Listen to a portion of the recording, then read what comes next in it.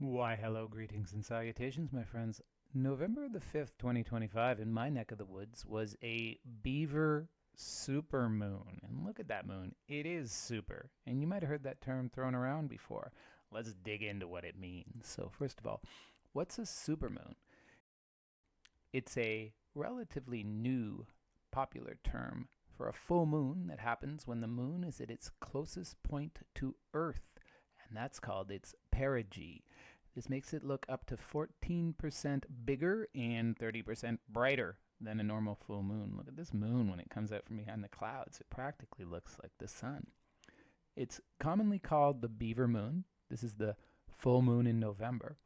And the name appears to have come from the Algonquin peoples and early colonial trappers because this is when beavers are busiest. And beavers are pretty darn busy. And this is when they're building their dams and lodges. It's also a good time to hunt them because they tend to be out and about. And their fur is extra thick for winter. Now, the Anishinaabe moon name is Gashkadino-giizis, which means the freezing moon, because this is when lakes and rivers begin to freeze. And let's dig into this a little bit. Who are the Anishinaabe? Who are the Algonquin peoples? Well, they're kind of one and the same. So the Algonquin peoples are one of the nations that make up the larger Anishinaabe nation. So Anishinaabe is a broad collective name for First Nations that kind of lived in and around the Great Lakes, and it includes the Ojibwe, Odawa, Potawatomi, and Algonquin, among others.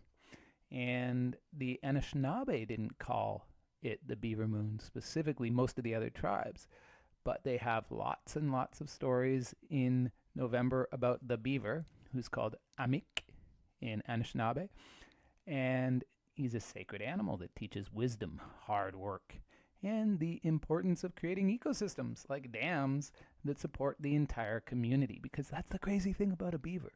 They literally build their environment. They build a lake that they're safe in by damming up a river. And then they put their lodge in the middle of it.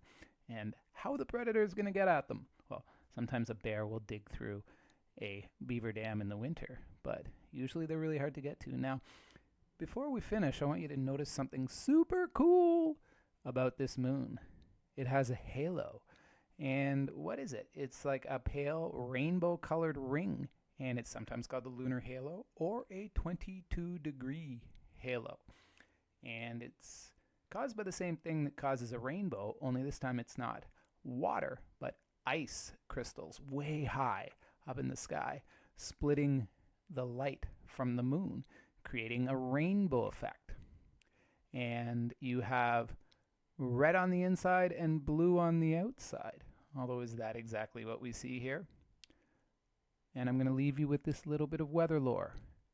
They say a ring around the moon means rain or snow soon. And it did work out that way for us.